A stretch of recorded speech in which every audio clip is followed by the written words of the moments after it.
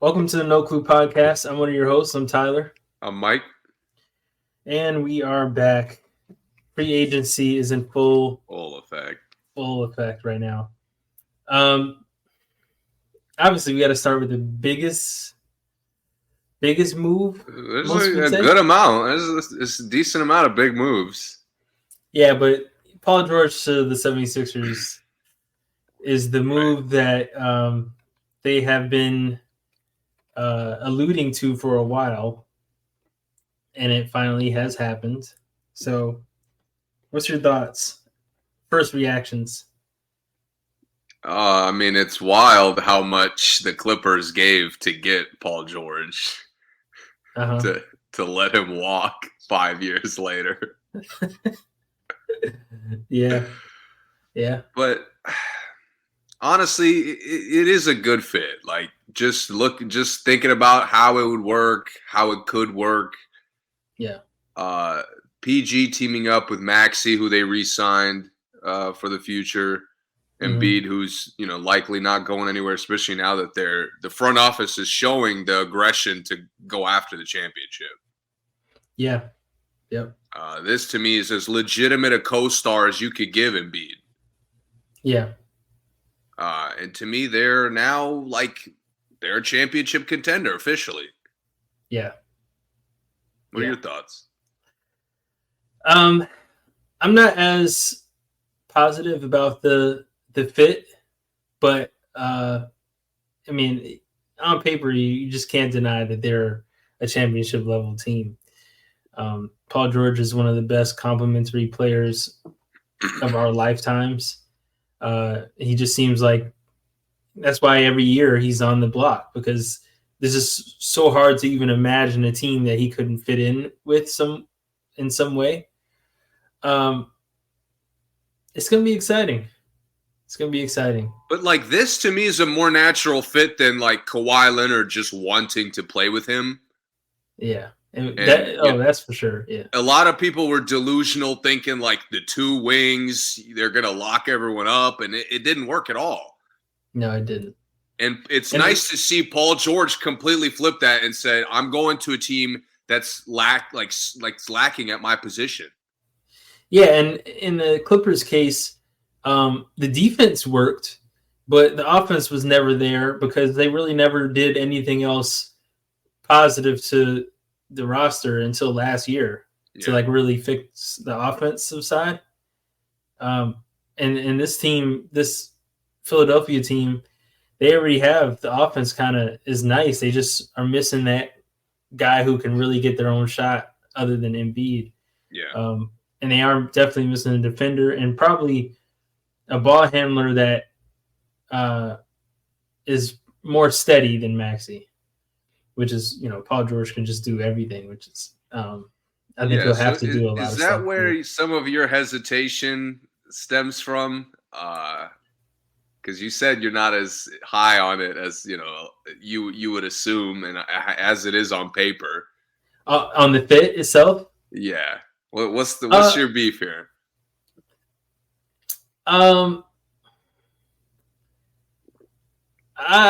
want to see who is the other guard that starts. I do want to see that. I don't want it to be Paul George, but if he's the two guard in this situation, and it's I don't even know who they have anymore. Oh, Oubre. If it's Maxey, Paul George, Oubre is their, three.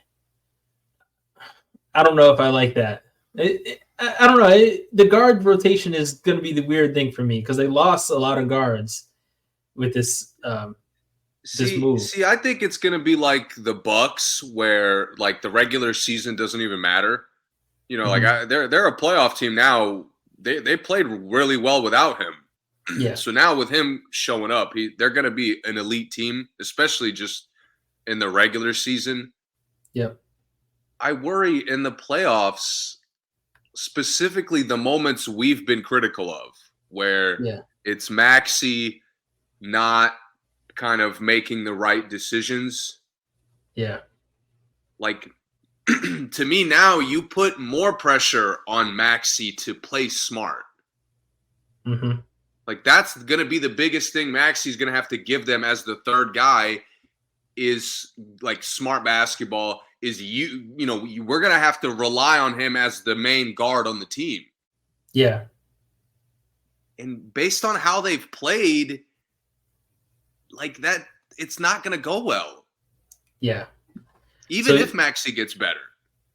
Yeah. So you're saying exactly how I felt, and I'm not like when I say I'm not big on the fit. I think that it's going to be really good basketball. To your point, regular season is probably going to be really fun, and they're going to beat the crap out of teams. But I think there's going to be, even in the regular season, some teams where if Maxey isn't controlling the tempo, if he's not making good entry passes, if he's getting trapped and not being able to find a good look out of the trap, if that kind of stuff happens in the regular season, I think they could be a really disappointing team even in the regular season. Yeah. But and like you said, it does put more pressure on him because someone has to get those guys the ball. And although we joke about liking point Paul George, I don't know if I want to see that on 76ers. I don't want him to have to control the game so much, especially at this point of his career. He should be beyond that. That's the weird thing. Like, again, on paper, Paul George is such a good basketball player that anywhere he would have went, it would have been a good fit. Mm-hmm. Like, there's literally not a team he could have gone where it's like, oh, he wouldn't fit. Like, that's not possible. Right. But what Philly actually lacked this past year, he really doesn't give them any of that. Right. Like, I don't trust all the possessions that Philly didn't execute against New York. I don't really trust Paul George to help that. Right. And now the Knicks got 6 guys who could guard Paul George. Right. Obviously, you're gonna ask Paul George to be a complete two-way player against Boston. He's gonna have to match up with Jimmy Butler potentially, Giannis potentially. Yeah. It's weird to me. Like, on paper, this looks like such a good fit, but you're putting so much pressure on Maxey and PG to be better than they've ever been. Yeah. Like, that's the part that makes me nervous. I haven't even mentioned health. Health is obviously going to be a question with PG and Embiid. Well, only those two put pressure on each other, because like if this was a different situation, even if it wasn't Maxey, if it was like if it was Derek White and not Maxey, this would be a beautiful fit. I would have absolutely no issues, and I wouldn't think that they were putting any pressure on Paul George to be play better than he has been playing for the Clippers. I would say just do exactly what you did on the Clippers and come do it. But Maxey's issues are similar to the same issues that the Clippers had, which is why it's not going to be why we're having this conversation, why it might be a little bit weird for Paul George, because the Clippers' issues at the guard spot for the last 4 years, the guards are out of control. We can't get good passes. No one's controlling the tempo. What's Maxey's problem? A lot of times he's out of control. He doesn't control the tempo, and he doesn't make good passes. Exactly. So, great fit, because Paul George can fit anything, and he can a lot of times overshadow those deficiencies that the other players have, like Maxey. But if he's going to expect anything different than he got on the Clippers as far as what he has to do from the guard spot, then, I don't see anything changing there. To me, I think Embiid has to take a lot more command, and really dictate that they play through him first and foremost. Because I think that's part of the problem is Embiid kind of lets Maxey cook, and a lot of the time that's a good thing. But when it's not when it becomes a bad thing, Embiid doesn't have the gear of I got to stop this. Yeah. It's interesting to me, how they're going to be able to balance the shot distribution, the defense, everything. I'm excited. This is an exciting fit to me, whether it works or not. Yeah. I'm very eager to see this. And plus, Nick Nurse plays a part in that too, because I think he's a good enough coach that anything we're seeing from Maxey, we saw from Maxey last year that he also saw, and he's probably working on that. Paul George is any coach's dream, really, and I think that you would think. Yeah, you would think, and I think he'll have something ready for Paul George to fit perfectly. Till it comes time to talk about why we lost, then he's the coach's nightmare. Yeah, exactly. Yeah, that's true. They did lose Tobias Harris to the Pistons. Oh, if there was ever a addition by subtraction move, you just mentioned it. Yeah. And they lost Batum back to the Clippers, which was kind of strange. I'm actually surprised. I thought they would have kept him. Yeah, me too. He gave them like good veteran stability as far as like he did this. You knew what you were getting. He fed the best players. Like he knew his role more so than he ever really has shown. Yeah, and he hustled a lot. Right, like Philly. That's something you didn't see from him in the past. Like there's too many times where he's just invisible. Yeah. In Philly, he always had an impact. He did. But I guess it was the same. Go ahead. No, I just feel like he wasn't like a must keep. Yeah. Yeah, not a must keep, but he definitely helped their versatility too, because there was times where their lineup was really long, really tall lineup, and now and based on what they are doing, like they're going to be doing more of that. Right, but losing Tobias and Batum kind of ruins that a little bit. They lost DeAnthony Melton to the Warriors. We'll get to that later. But they also picked up, along with Paul George, Eric Gordon and Andre Drummond. Beautiful. Yeah. And they lost Buddy Hield, obviously. So they replaced Buddy Hield with Eric Gordon, get Andre Drummond for the bench. I think Andre Drummond is a huge pickup, especially as insurance, knowing that Embiid is never going to play the whole season. Yes. You get another starter caliber guy who is still going to have the same numbers anytime he plays. He's going to give you 10 and I'm 10 still holding out hope that they're going to manage Embiid's minutes one day. Now is the best time they've ever had to do it. Exactly. Like Drummond can play serious minutes. He's not like Reed where you're scared about him being out there too long. Like Drummond is a starter caliber talent. Yeah, he is. Yep. And he's gotten better since he was on Philly last time, which was a weird situation that time. Yeah, Drummond's gotten around. Yeah. That is it for Philly, I think. I'm excited for Philly, man. I like they're not like making a crazy amount of moves total. Yeah. But obviously making the big splash for PG is showing to me that the front office is aware of like what their shortcomings have been. Yeah. And they're trying to go all the way. Like they should try that. Yep. Yeah. Okay. The next biggest trade that has happened is finally the Hawks have traded Dejounte Murray to the Pelicans for Larry Nance, Dyson Daniels, EJ Liddell, and 2 first-round picks. So Dejounte Murray goes to the Pelicans. What do you think? For who first? Who do you want to talk about first in this? We don't have to talk about it for the Hawks because the Hawks, I can't believe they. It sounds bad, but they got nothing essentially for. I know this is a straight fleece, in my opinion. Of all the teams to pick up like random good depth, but like without the direction for it, like Atlanta is packed with depth, and they have no direction for all of it.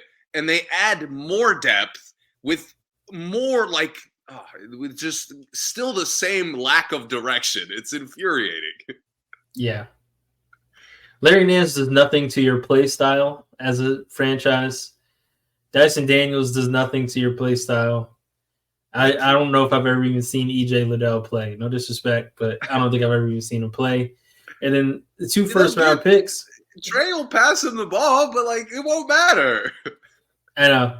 And the 2 first-round picks, I don't know if they're Pelicans picks, but if they're Pelicans picks, the Pelicans are going to be good, obviously. Right. I don't know what you like. I'm not sure whose picks they are because I know the Pelicans had a bunch of other teams' picks at one point. So I mean, as far as picks, I guess I could give Atlanta a little credit. They have like a weird 50-50 track record with drafting. Like sometimes they get a good pick later, sometimes they get an awful pick. Like you can't really predict with their picks. Yeah.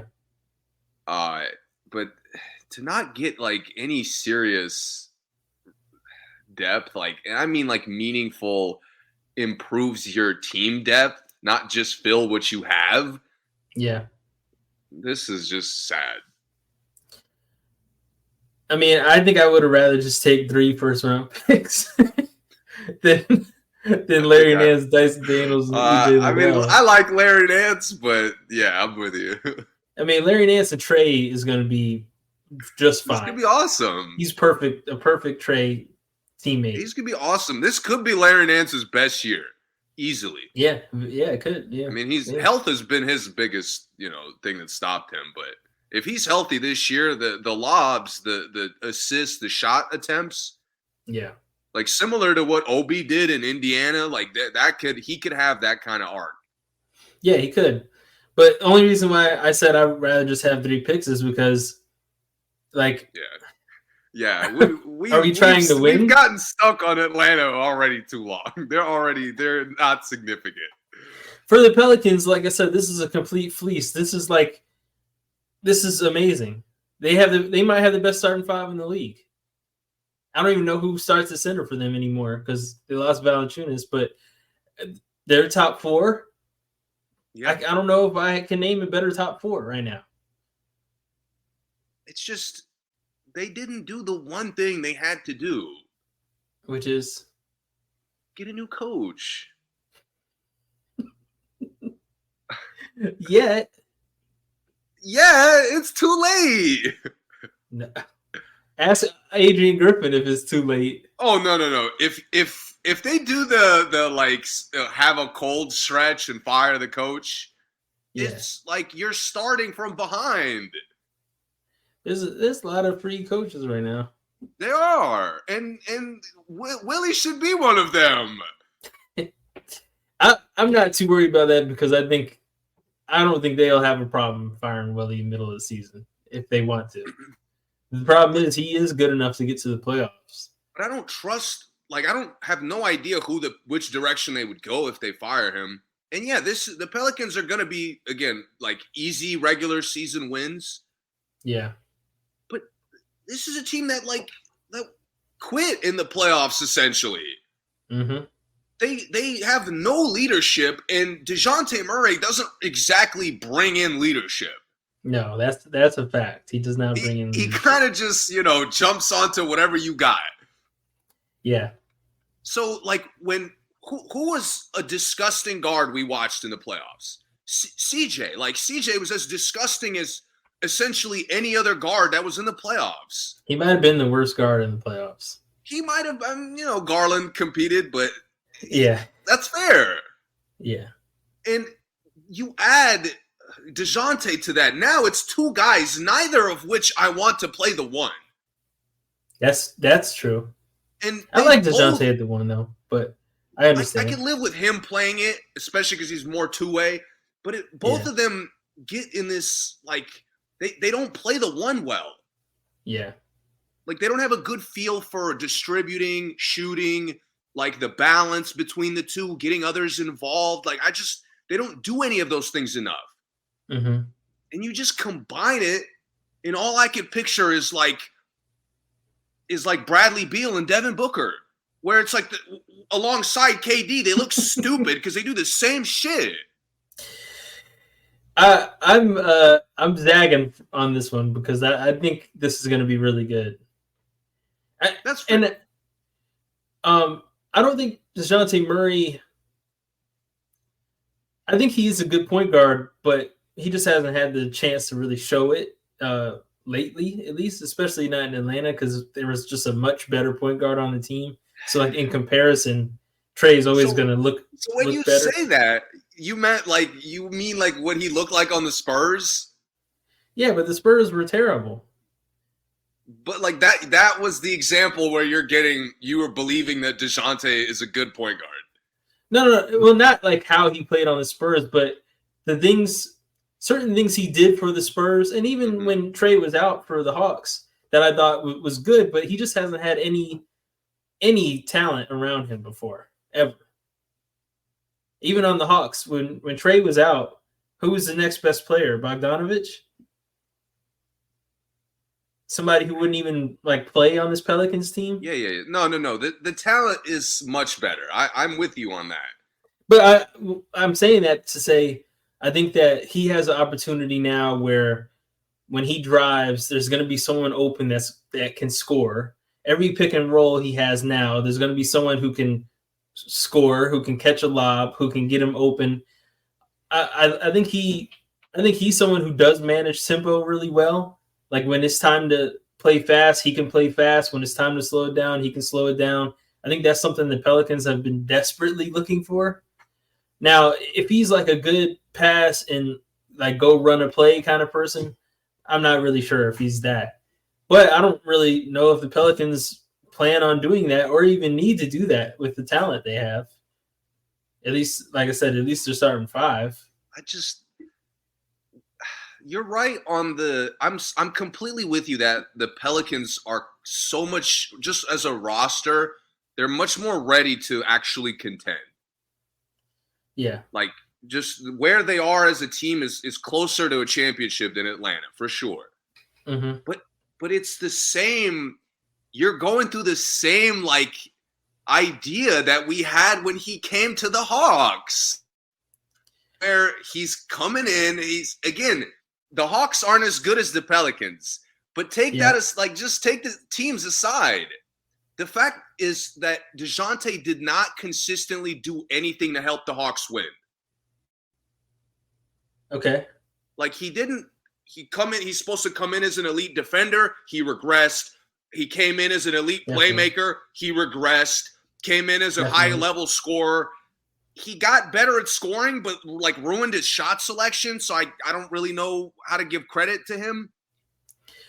He got better at scoring, but it was almost like in spite of Trey sometimes, which isn't a good team. So that's my thing mentality. Is he's coming up to the Pelicans, and they're gonna need like specific things from him, right? Like he's gonna have to be consistent at like guard things, some role player things he's gonna have to do all the time, like defend, match up, get guys involved, and I don't trust him to do that.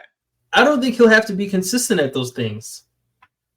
Only because all the other guys like make up for stuff sometimes. And I mean, for better or worse, this whole team, everyone on this team is inconsistent.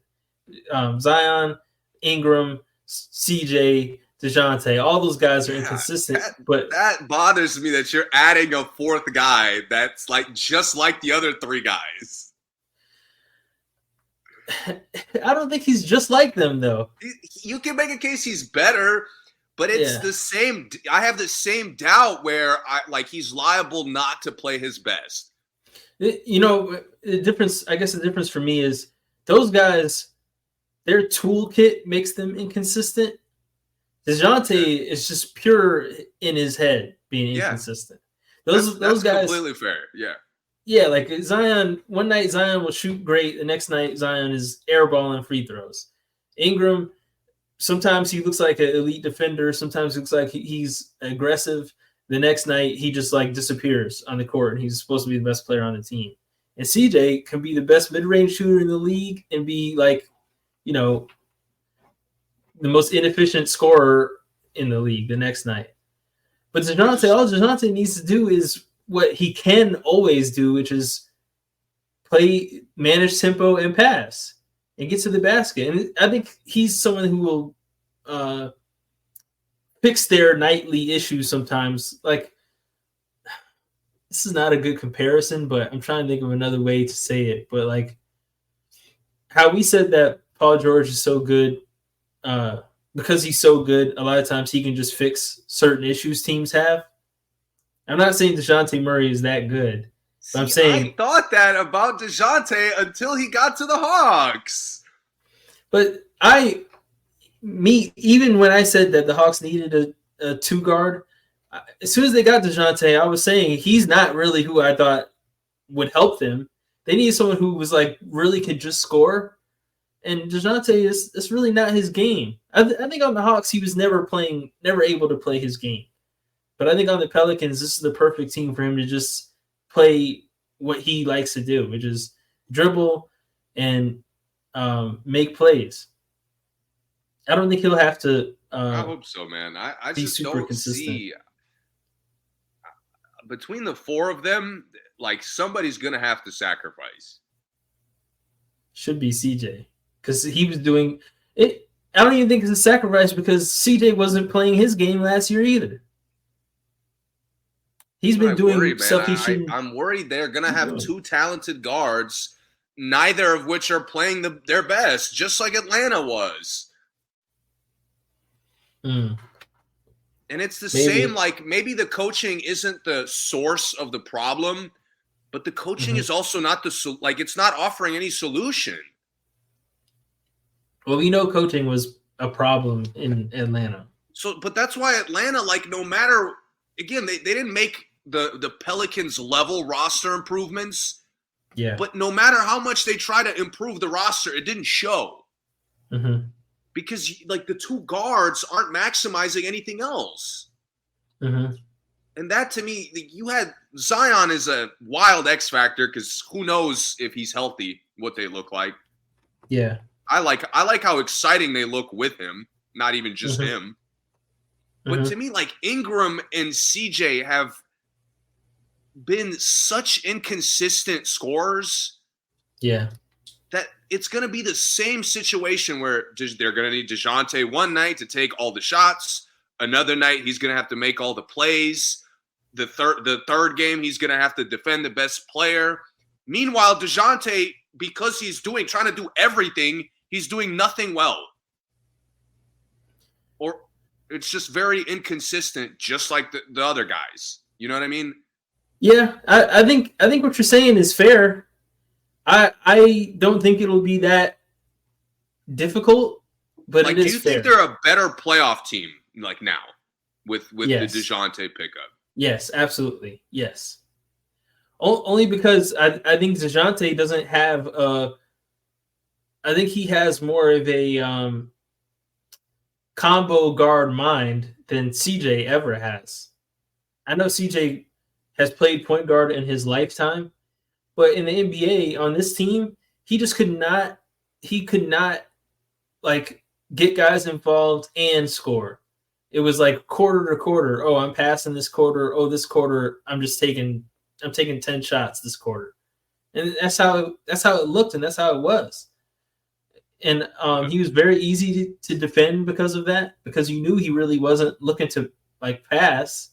So when they defended his shot, he gave it up and just like got out of the way, got out of the play. I don't think Dejounte does that. Or I mean, I think he changes that completely for them. I do think the source of the versatility has to come from Dejounte, obviously, because he's more capable.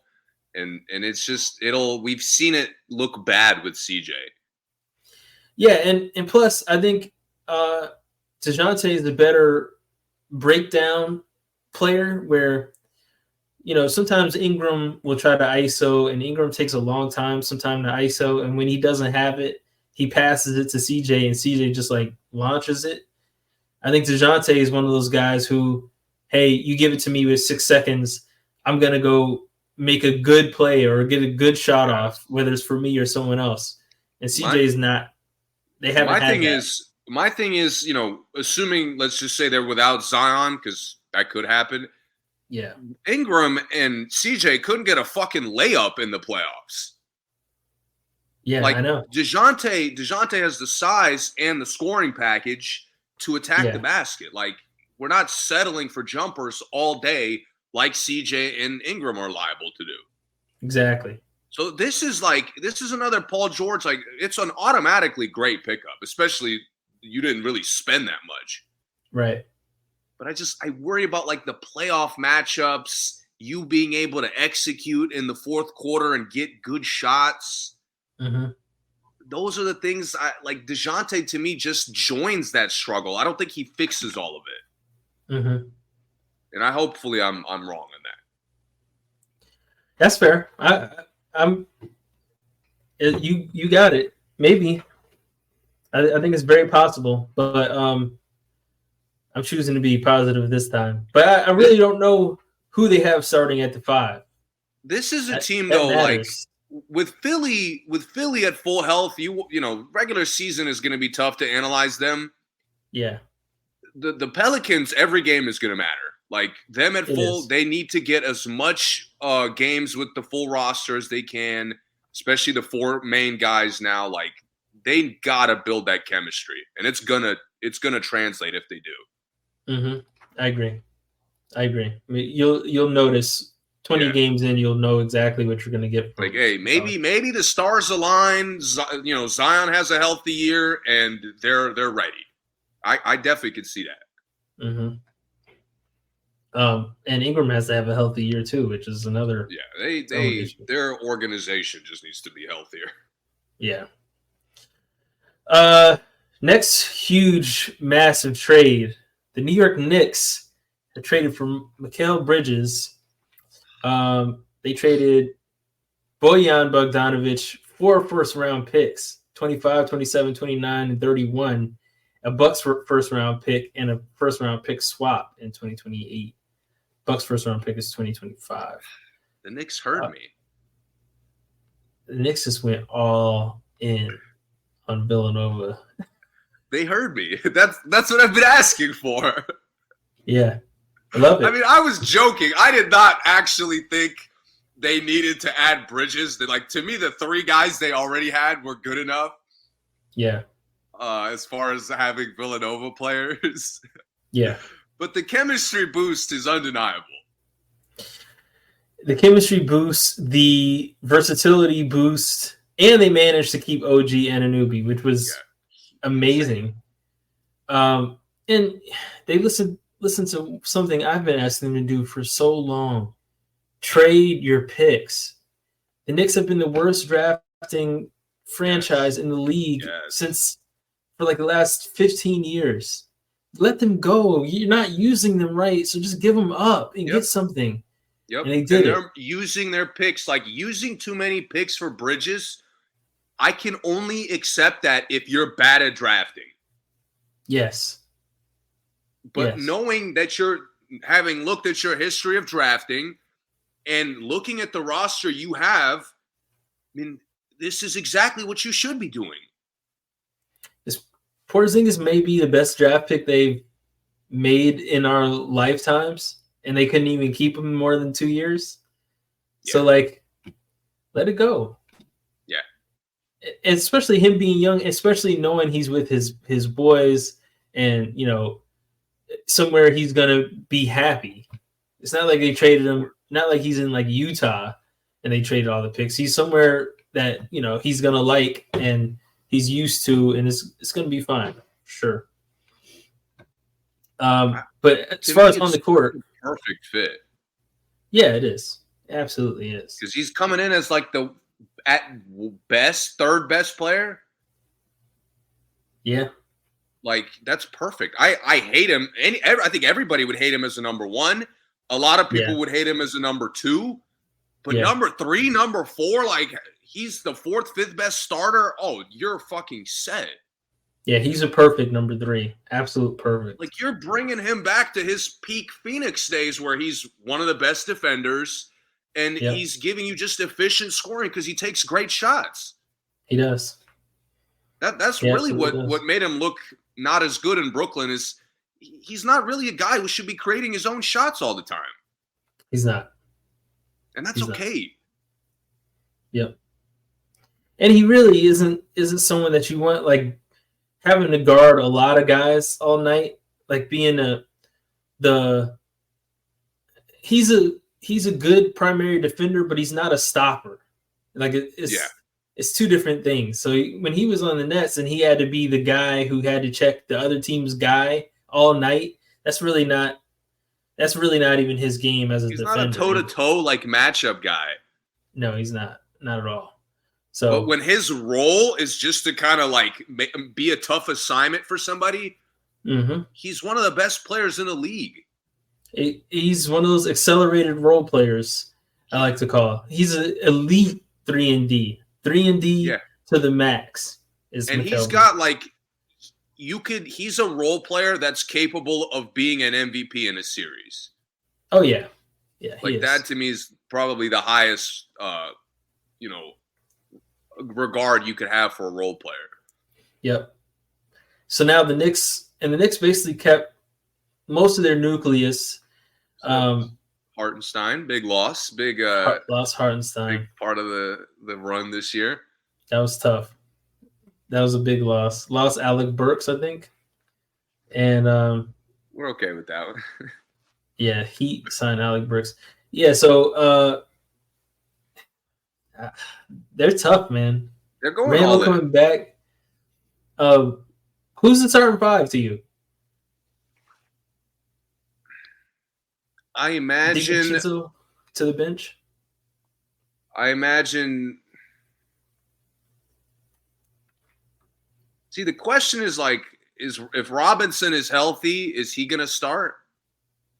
I think so.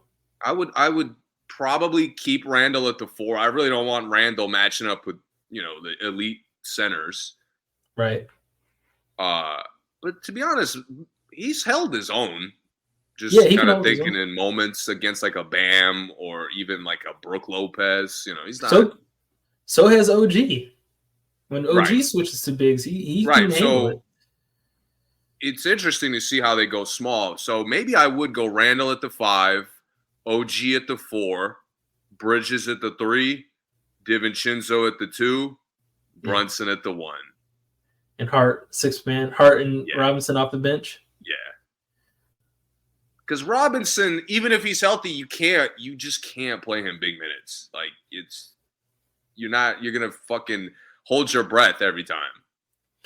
Yeah, I think that they kind of fell in love with that small lineup with OG down low, and that kind of shows that they haven't gotten a backup big, really, at least not yet.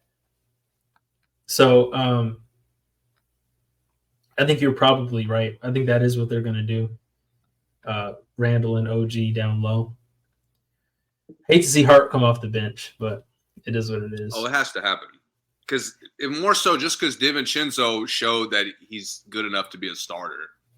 Yeah, and he's kind of a weird bench guy because he doesn't have the options to bring him in for. Like, he has to come in for the 2 guard. That's really it. But Hart can come in for any position. It's gonna be a pressure on Tibbs to actually like manage the rotation well. It is. Because that's something it's the joke has been that he just doesn't. He just plays whoever he wants for as long as he has to. Yeah. But I don't think that's going to work with this team. Like, he's maybe not work is harsh, but I think that could be the source of them losing a series is not seeing when they should go a little smaller, not seeing when they should trust some of the bigs, like who they should play more. That could be something that comes back to bite them. Yeah, I agree. I think they'll plus this team is relatively young. I think they'll probably look for some veteran guys to fill out the other bench stuff. Yeah, and if they have an early injury, I think they'll be active with some kind of move. Yeah. Shout out to the Knicks. What does that make them for you as far as the East goes? How much more dangerous? I mean, they're a top 3 contender, like with the Celtics and 76ers. To me, they're the main threat to Boston right now. Okay, I like that. I'll take that. Do you want to talk about the Wizards trades? No. What? Okay. Not at all. Yo, but I gotta say, Brogdon, 2 first-round picks. This year's pick, which was Bub Carrington, and a 2029 pick and a second-round pick for Denny is a lot. It's a lot of picks and a good player for Avdia. Just throwing that out there. If anyone wants to deep dive, you could do that on your own time, but that's weird. Yeah, Denny's getting treated like a premier role player in the market. Mm-hmm. And maybe I didn't watch enough Wizards games, but I'm not really sure why. Yeah, me either. But it's just over my head, I guess. He's really bad, not bad, but weird fit guy, because like if someone just gave me him on my roster, I wouldn't know how I was supposed to use him. Even after seeing him play a few times, he just kind of is okay at everything. And maybe, look, I don't know if I'm a hater, but there's guys who work hard and their work ethic, like, it doesn't improve what I think of their skill set, but it makes me enjoy them as a player. Like Chetty Osman, we've talked about over the years. Yeah. Never really showed that he's like good at anything, but his work ethic, just for the two of us makes us fans, right? Yeah. Yeah. Like Denny hasn't had that. When he tries to be physical, he just hacks. When he tries to shoot more, he takes disgusting shots. Like he gets mad at better teammates for not passing him the ball. Yeah. So I don't really see like what is there to be excited about? Yeah, I don't know. I mean, maybe they just traded him to unload him. Again, I'll take the hater label for that one. And maybe they trade him just to unload him. I don't know. He could, sometimes it changes scenery, different coach, different area, different shots. It might be what he needs. Yeah. Yep. Okay. Now, it hurts to even think about this. But the biggest move that has happened to this whole basketball era, Splash Brothers have been split up. Klay Thompson is now a Dallas Maverick, and the Warriors got nothing from it. I mean, I guess some second-round picks.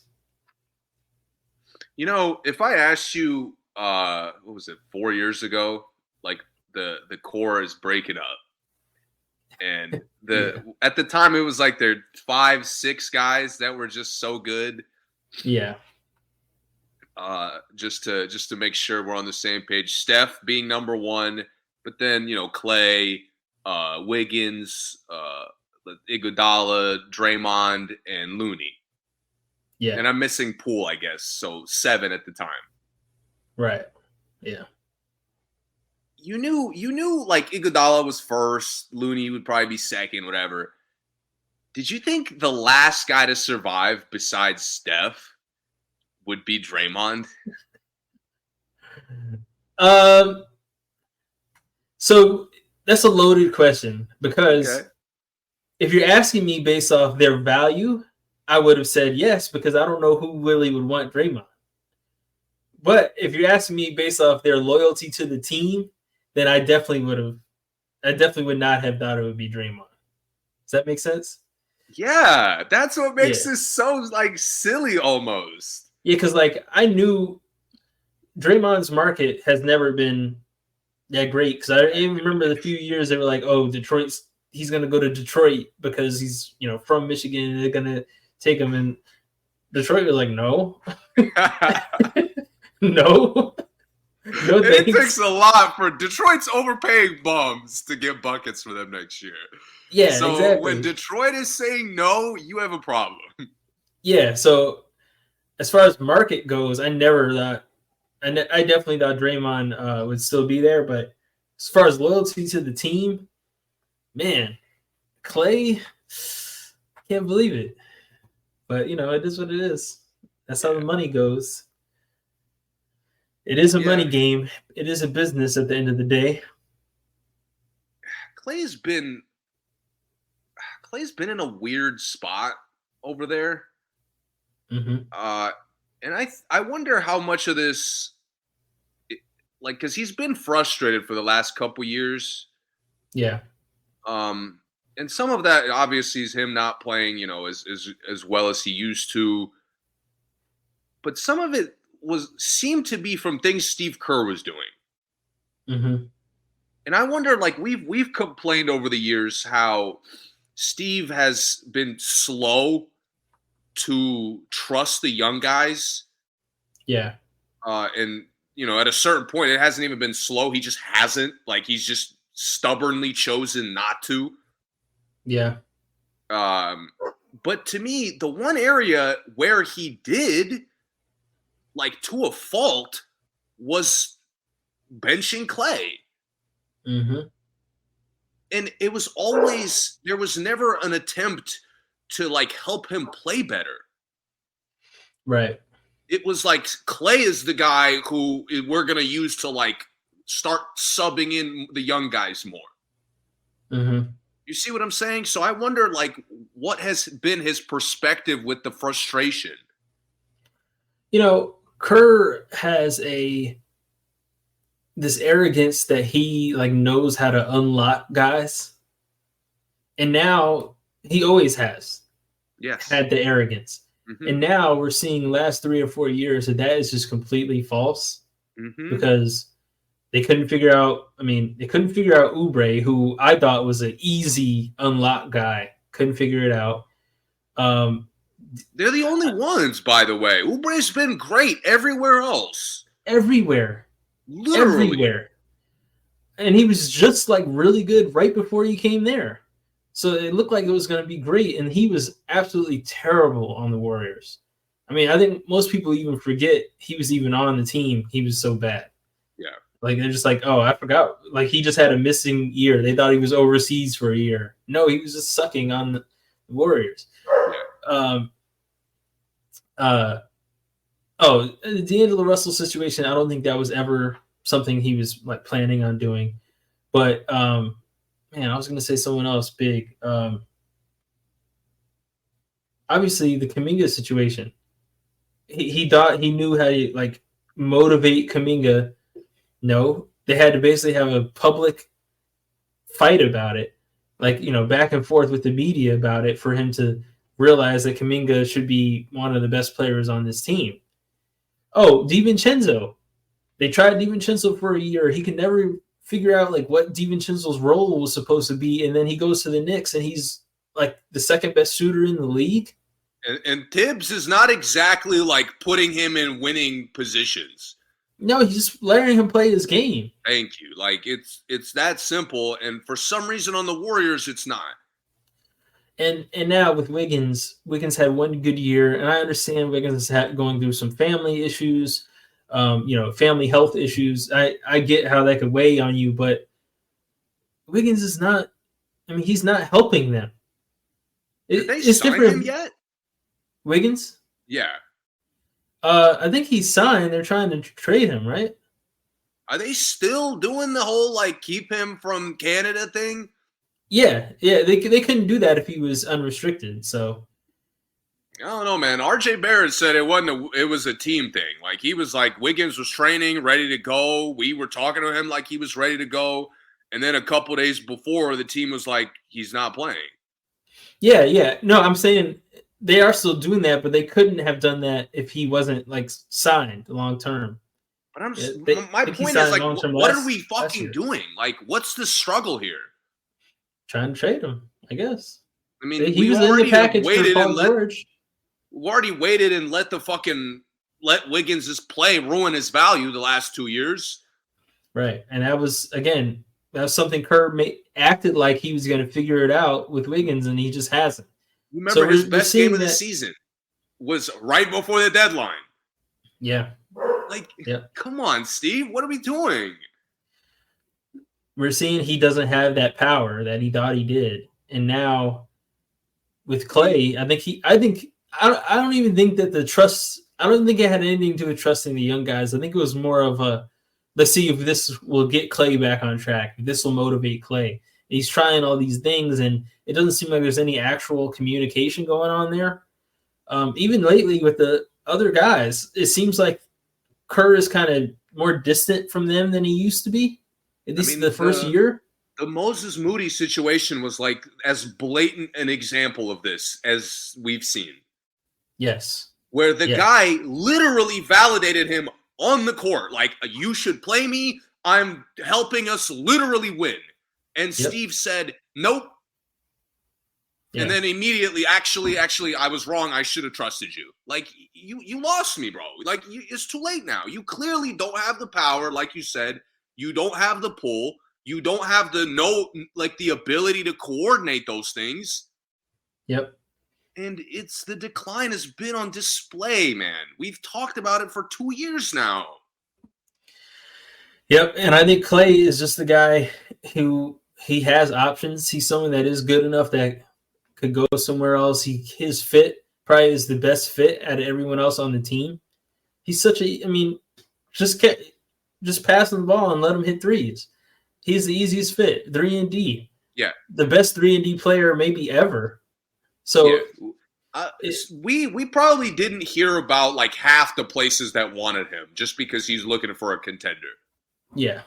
And I believe he was looking to stay in the West. Yeah. But if it was like just a money situation, half the teams would have probably tried to get him. Oh yeah. Yeah. If it was just money, he'd be on like Memphis or like New York or something. I mean, easy. Brooklyn. But yeah, and he's earned that. He's a 3-time champion, 4-time champion.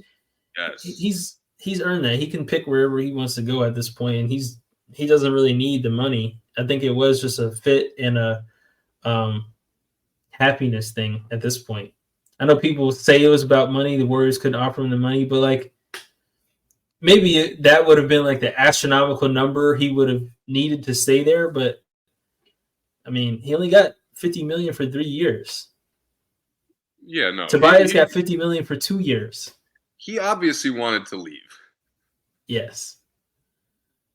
And I just think there's more to the story of his unhappiness the last couple of years. It is. It definitely is. Yeah. Specifically that relationship with Steve Kerr and how something went wrong there. Mm-hmm. Mm-hmm.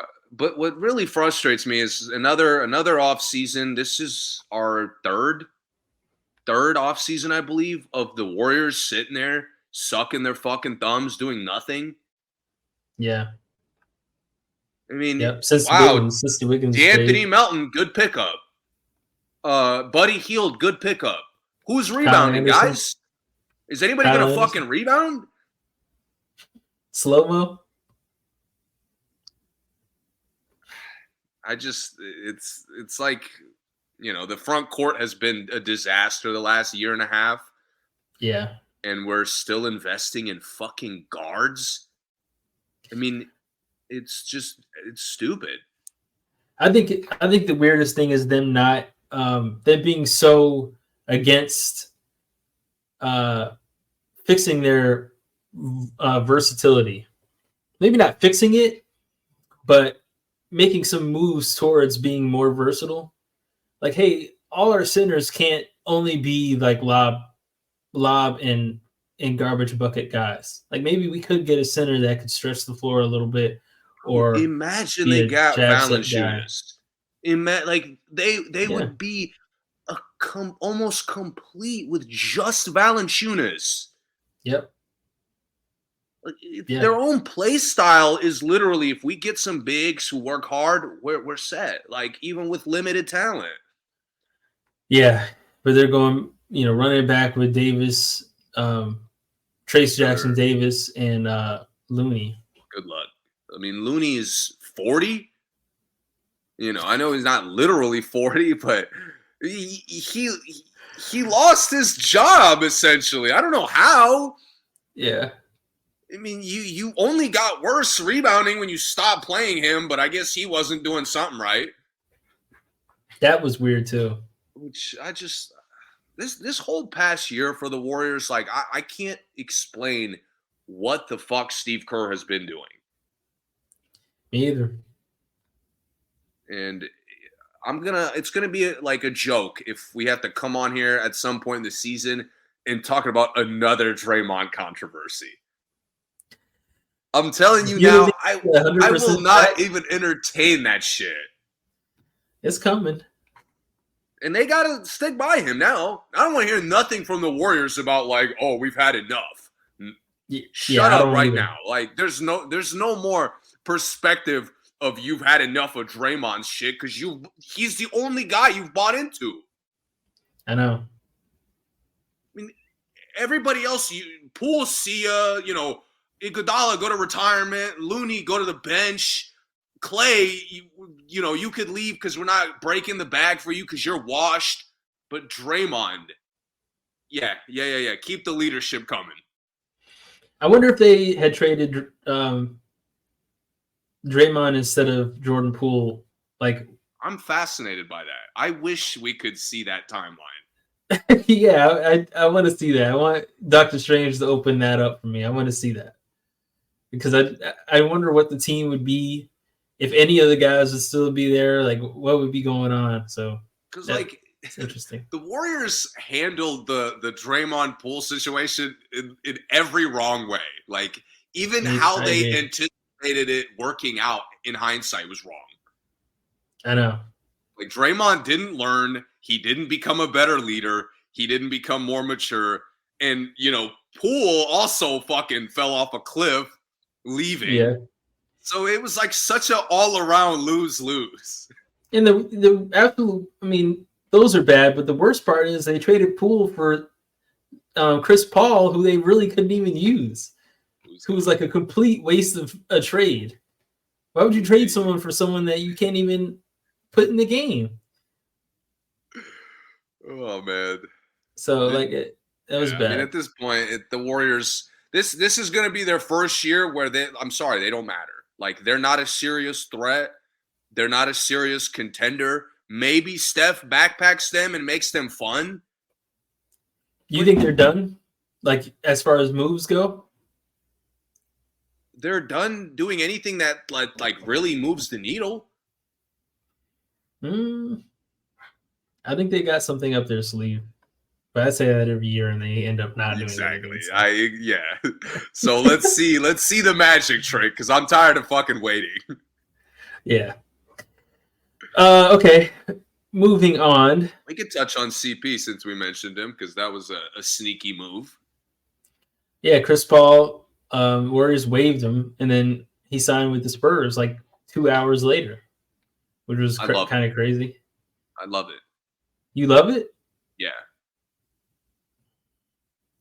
Like, this is what I don't know what you're expecting me to say as far as like how good they're going to be. I don't really care. Yeah. But like, this is what aging former superstars should do. These are the kinds of teams that like Chris Paul, who's a year away from retirement, should look to join. Mm-hmm. This to me is a perfect fit because you really don't want him to like play a ton because it's fucking up development for guys. Yeah. But you need veterans to teach your players. Like this notion that young rosters just automatically grow by themselves, like it doesn't really happen smoothly like that. No, it doesn't. And for the Spurs, getting a guy who's obviously got as much veteran experience as anyone, has played the point guard position at high a level as almost anyone, and he gets to play with an easy assist guy. Like, every highlight you saw of Wemby was him going to do something incredible. Now he gets to finish plays. Wemby could go even crazier than he did. He will regardless, based on just. Yeah. I don't know if you've been seeing his the practice clips of him. Yeah, I've been seeing the qualifier games. He's just a freak. Like, and he's getting way better. Holy shit! Like, I didn't even know that was possible. Yeah. But that to me is like a match made in heaven for both of those guys. That's fair. I don't think they expect that much, but I do think. And the Spurs are like another quality move, and they become at least like relevant to watch. Yeah, for sure. They're going to get some TV games this year for sure. Yes, and not against like the other fucking bottom feeders, you know. Mm-hmm. Like, let's put them not against the other like rookie. Let's put them up against the fucking Celtics. I want to see Wembanyama cook. Mm-hmm. All right, so those are the really, really big moves. Let's talk about a few signings that were interesting. Oh, real quick, back to the Warriors. Do you have anything to say about Buddy Hield going there, other than it just sucks that Klay left for him? I mean, if you gotta replace Klay, that's not a bad replacement. Yeah, I think I'm not mad at it. Buddy's offensively could be a very similar player. Yeah, I agree. He's another pretty much. I like Melton and Buddy together. Kind of give them what Klay at his best gave them. Yeah, I agree. Yeah. So in that way, they did replace him. And Melton helps with ball handling too. Yeah. Yeah. Some other small moves. Taurean Prince to the Bucks.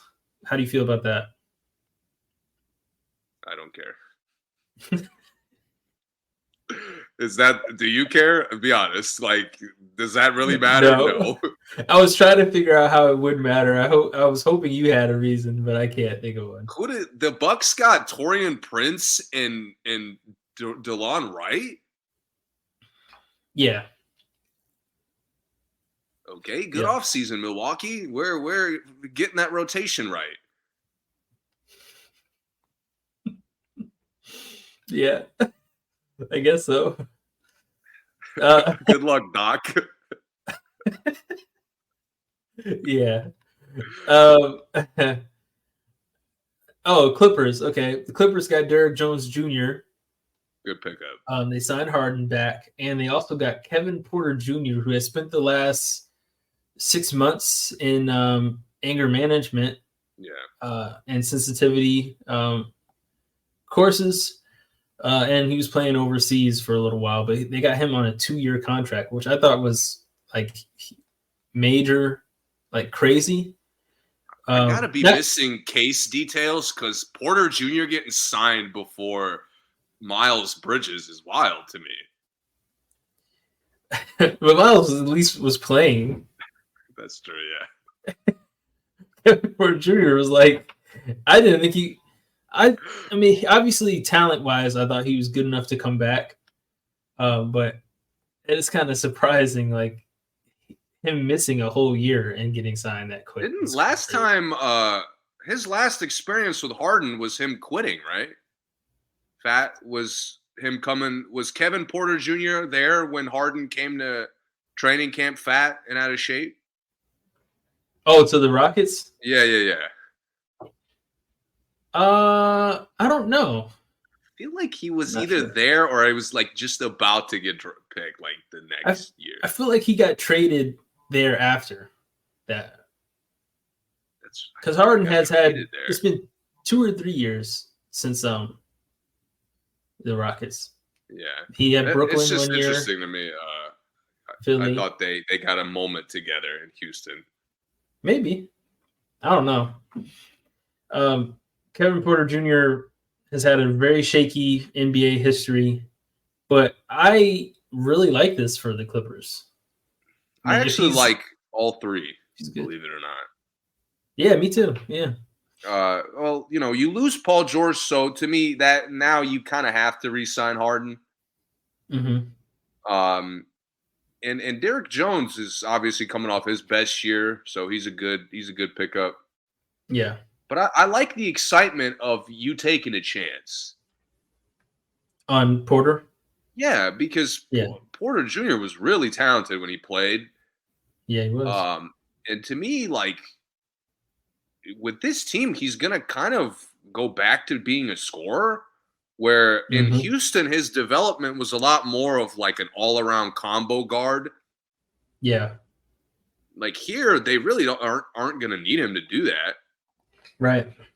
So I'm interested. I could definitely see him, maybe a shot in the dark. He's a 6-man contender if he's obviously got everything figured out and he's locked in. Yeah, I agree. I agree with all of it.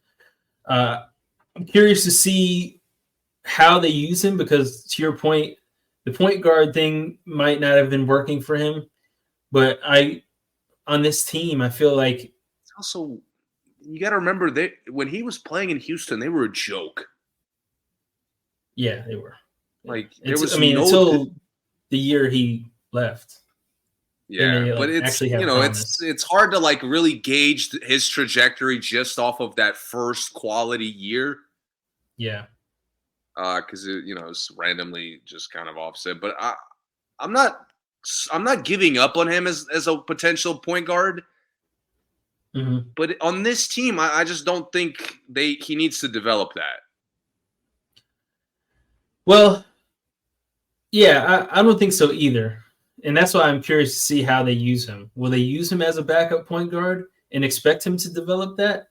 Or are they going to use him as this high tempo, aggressive scorer that could just do that, just score on nice levels and maybe make a nice pass here and there? Or is he going to really have to control what they're doing on the court?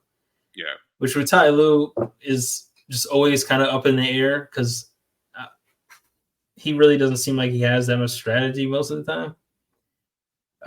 They also got Batum back, which was also kind of wild. So with Derrick Jones, they're going to have really tall lineups out there. And I wonder if does Kevin Porter Jr. slide into the 2 in that tall lineup, or will he be at the 1 with the tall bench lineup, and then Harden come back in as when the starters come out? See, all I ask of Ty Lue is that this team should look good. Mm-hmm. Not, I don't really take them seriously as a contender, but they're just losing Paul George and replacing him kind of when you put all their moves together. Yeah. Like, you shouldn't regress. I agree. And I hate how safe Ty Lue's job is, because if they find a way to regress, like that contract extension should be bullshit. That's another funny thing about Paul George is that as good as he is, he replaceable isn't the word, but you don't notice really what you lose without him, to me, other than like knowing that you lost your best player or like your second best player. As far as what happens on the court, because he fits into what everyone else is doing anyway, you don't really notice it play wise. I'm happy he's gone. This needed the Paul George splitting from LA needed to happen. It definitely did. And I was at the point, like, for a while it was just Paul George needs to get out of there. Yeah. But it got to a point where Paul George was like, as much of the problem as Kawhi a lot of the time. Yeah. And his lack of assertiveness just really hurt the Clippers on so many occasions. It did. And I think that this team now, depending on what they do with Westbrook, which they have already kind of announced that he's not going to be there. Doesn't seem like there's been reports that he was unhappy. Oh, okay. Yeah, well, either way, I think that's going to be interesting to see if they get anything for him, what they get, and what that does to them on the court as well. Let's see. See, I'm not really interested in Russ. Like, do you think he helps somebody win a championship? Oh, I'm not interested in what he does. I'm interested in what they get for him. But as far as him, no.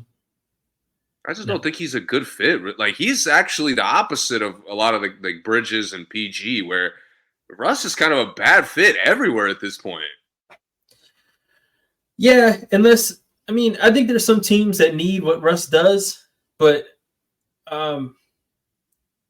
it's the risk of one, his attitude, and two, the turnovers that he brings with what he does, and whether he's gonna just want to stick to that role or not is the other issue, because he's been off the bench for 2 years now, kind And of he on looks and off. okay, but there's all these weird stories of him actually hating it, or like him, not wanting to come out at the end. Like, it just doesn't seem like he's as happy as he's trying to make it seem. Yeah, I can't name 4 teams that he would go start on. I don't know if I can name 2. Damn. I mean, Damn. seriously, Who's the guard I'm thinking of? Like, he doesn't help Charlotte, like Reggie Jackson going to Charlotte. Like, that's a cool move. Russ can't do that. I mean, is LaMelo coming back? Yeah. Then no, he's not going to help them. All right, fair. I guess fair. Yeah, no. But I think there's some teams that bench-wise he could help. I know this is going to sound crazy because of the players on there. I think he would be really cool off the bench for Milwaukee. But Russ and Damian on the same team sounds gross. And I disagree. He'll create other problems that Milwaukee can't handle. Maybe. I think it would be interesting. I think there's a lot of places it would be interesting, but of him off the bench. A lot of the fringe teams, like, he probably wouldn't do this, but I would love him coming off the bench for the Spurs. Like, I think that would off be the awesome. Bench. Yeah, who's going to start over him on the Spurs? I don't know. I mean, CP now, but whoever else they try at the positions. I would love him off the bench for the Timberwolves. I've been saying I thought they should have got him in the first place, but him off the bench for the Timberwolves would be interesting. At least it would shake up some things for them, add some speed, actually add some like aggression to their bench that has none. Some teams like that. I think he could help a championship team. I really do. I just don't think he'll have the reunite him with KD and Phoenix. No. I think him and the other 2 guys would be more more volatile than him and KD. That'd be cool. Take KD out, put Russ in there. That'd be cool. Phoenix would be interesting. They'd be terrible. Terrible, but interesting. I don't think Westbrook and Booker could play together. Because as soon as Westbrook misses him one time, Booker's open and Westbrook misses, doesn't see it, it's a wrap. It's a problem. Yeah. Okay, moving on. Let me ask you this, because I don't know if there's any other ones that we can talk about some of the other Dallas things they did. Oh, got rid of Hardaway Jr. Obviously got rid of. You're forgetting a big re-signing or a big extension. Who's that? Donovan? Yeah. I also didn't want to bring this up, but we should. It's a big deal. Well, the question I was going to ask you probably would have segued into this, but I was going to ask you, is there any teams that you're surprised are not doing anything? Surprise being the key word, because if you're asking me, am I surprised about what Cleveland's doing? No, not at all. Well, I mean, surprise, like if they actually wanted to win, not like surprise. Are you surprised because the organization sucks? I mean, like based off the team needing something that you felt like should be doing something, but isn't. The Cavs are obviously. I'm more surprised with Minnesota at how tame they've been. Okay. That's kind of been the blueprint of the contenders. No matter how stacked, if they don't win, they attack free agency harder. And Minnesota hasn't done that, as if they just won. I agree. They're almost doing what Denver did after winning, which is we could keep the core. Who cares about everybody else? Guys, no, that's not really the case. Yeah, and I think it's weird too because some of the guys that are available are exactly what they need, and they're just not going for them, which I think is kind of strange. Gary Trent Jr. would be absolutely perfect for them. Larry Nance Jr. would have been perfect. Yeah, he would have. knockdown shooter, ball handler, great on the ball defender is exactly what they need. It would be a perfect fit. Some of the guys like that, and there's been some other ones that already got signed that I was like, okay, well, I would have figured they would have went after them. D'Anthony Melton would have been perfect for them. Mm-hmm.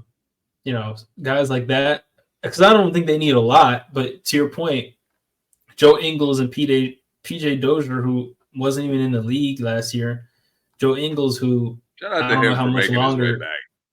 is going to be in the league. Huh? Shout out to PJ Dozier for working his way back. Oh, yeah, for sure. Because I like him a lot. And I mean, he was even, developing, man. Like he was starting to show signs. So I'm hoping he keeps that going. He was. And then they traded and got Rob Dillingham in this draft, which that's cool. They're looking for guards. That's exciting. They're looking for guards when they have some that they could easily get, some veteran ones they could get and like do the same thing, which I think is kind of strange. But I do like the. I just don't. I don't feel the focus. Like, let's clean up what we lacked. You know what I mean? Like, let's add to what we were missing. Like, I don't really feel that for Minnesota. And they were such a clear cut. Like, we emerged as contenders. That, like, guys, Boston did it last year. Dallas is doing it now. Like no matter how close you are, you attack free agency harder. The Knicks. Knicks obvious. Yeah, Knicks are another one. Philly. No, not Milwaukee, but Milwaukee didn't make it far enough to even be. Last year, Milwaukee was pretty aggressive. Yeah, they were. So, yeah. But we got to talk about this Cleveland shit. Because Donovan has chosen our worst nightmare. Something we word for word, we're begging him not to do this. Like the specific way in which it has played out. That was how we were begging him not to re-sign. Go ahead, explain. Break it down. We've asked for the last 3 to 6 months since the deadline, I would say, pretty consistently. Yeah. Watching them play basketball the second half of the season, I know I've been yelling about it. Donovan, please, if this team stands by and tries to run it back, do not come back here. Like, Donovan, please, if they're active, if they change it up, if they kind of are aggressive like they were last year, okay. But if they just run it back, buying into the guys that have let them down for years now, please, Donovan, don't come back. Right. And the only guy they gave up on, was their coach, which in my opinion was the least to blame for their problems. I agree. Of all the playoff teams that lost, that you could analyze the film, in my opinion, Cleveland's coaching film was the least of their problems. Yeah. And that's the only thing they changed. So far, but yeah. I mean, I like Kenny Atkinson, right? That's what they got. Yeah, yep. Good hire. But it's weird to me because you didn't need a new coach. Not really. Especially JB Bickerstaff, Kenny Atkinson. Can we really determine who's better? No. Nobody can definitively tell me one is better than the other. Right. I mean, last time I saw Kenny Atkinson, I loved what he was doing, but that was a while ago. You know, sometimes coaches are pigeonholed or, in the constraints of how the roster was constructed.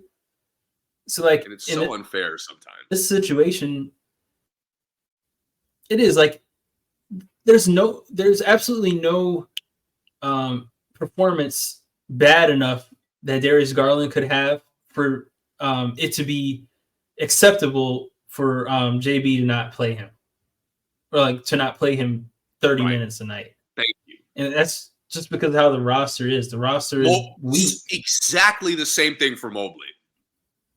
Yeah, yep. The roster is weak, and really only their 2 spots, only the 4 and the 1 are the only players that they don't have anything off the bench for. So, I mean, think Garland gets hurt and Donovan started playing point guard. Or Karis LeVert. Yeah, or LeVert. And then Mobley got hurt, and they signed Tristan Thompson. Or Allen. Jared Allen got hurt, and they started fucking letting Mobley get cooked at the 5, playing washed up Tristan Thompson. I mean, good God, we're reaching in the depths of washed up. Yeah, so the bigs and the point guard were the only positions they have nothing off the bench. Wings, they had a ton of wings, and the wings were good. All the wings that come in played well. I mean, LeVert, but the Wade comes in, he plays great. Strus played pretty good towards the end of the season. But JB was in a situation where there really was nothing else he could do unless the roster changed. So, to your point, it sucks that he's getting blamed for it because it really was a roster issue, not a coach issue. Because what could he possibly do? It's 2 players. Yeah. Allen is good just as an individual piece. LeVert is good in specific, if you're using him correctly. The rest of their guys I've grown to like based on how they've either improved or how they've proven me wrong. It's been Mobley and Garland who haven't gotten any better. Yeah. And my problem is they've given Cleveland nothing to be excited about. Nothing. And Cleveland continues to move with this like banging their head against the wall. Like, our future is Darius Garland and Evan Mobley. Why do you keep telling me that? It's obviously, it doesn't look good. Right. And yet it's like Donovan doesn't seem to see it. Their coaching staff doesn't seem to see it. And obviously the organization keeps making moves like that's not the case. What am I missing? There's no magical jump at this point that Mobley's making as a player. He's had years to hit the weights. He hasn't. Only reason why I'm not only blaming those 2 players is because there's situations where if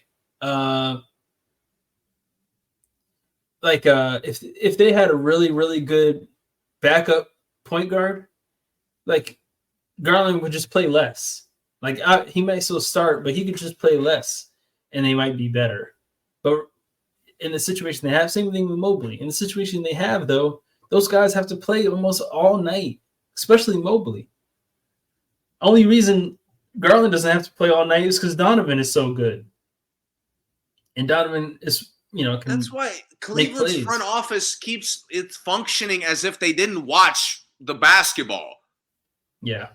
That's why, and Donovan's re-signing to the guys that they just extended Garland. Yep. Donovan, your co-stars are going to be maybe better than they were in Utah, but your chemistry's worse. To me, maybe I'm wrong on Garland. Maybe there's some path for development as a point guard. But, bro, Mobley is who he is. Yeah. I mean, I'm sorry. What development is he going to go through? Is he going to hit shots a little bit better? Who cares? You literally addressed that last year. You found Niang, and he's had his best year. He's literally reinvented his career. He's now a significant role player. Niang's been fantastic for them. Every fringe role player has given them either what they wanted or even more. And they keep Mobley, they keep trotting him out there at the 5. They keep trotting him out there to get all the rebounds. He doesn't do that. They keep trotting him out there to get his 6 fucking blocks. I don't care if he has 100 blocks if he gets scored on 200 times. I'm calling it out as we're watching back-to-back playoff years of him getting cooked by everyone on the court. And he can get blocks and end up with like 4 rebounds in a game, like from the 5. He does it all the time. Yeah, and you already got a center who can't play through bruised ribs. Your other big can't even get stops. And guys are like looking him off. And you're still trying to convince me that there's a development for him? Yeah. That's the only reason I'm upset that Donovan's re-signing. Because, again, to your point, if they just add depth to those positions, I'm okay.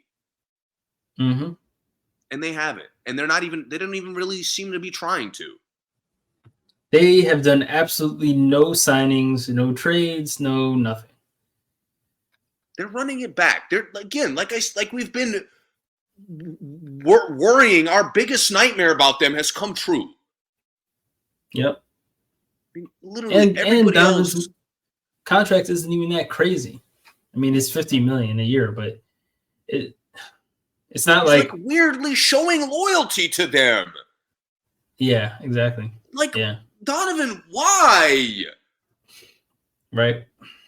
He left Utah. He literally moved laterally. And he re-signed, he wants to keep doing it. Yep. Bro, you should never have to bring your other guard. You know this, you're a guard. If you have to bring your guard in a headlock and help him maintain composure or change how he's playing, come on. Yeah. You got a problem. Yeah. That's a fact. And the fact that Golden State is replaced Klay, the Clippers have replaced PG, and nothing here.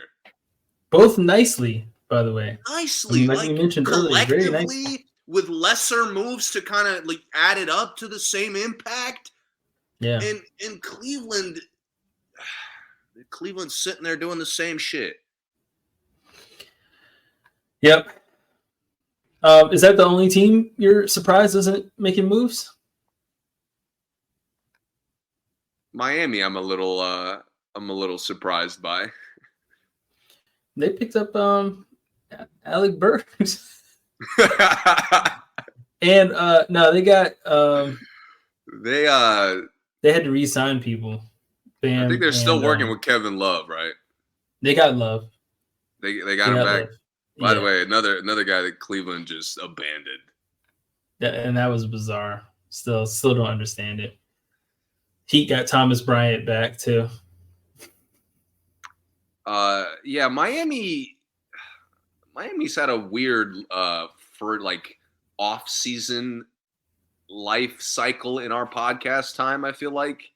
Yeah. Because to your point, similar to what you said about the Warriors, where it's you're saying, magic trick, some up their sleeve.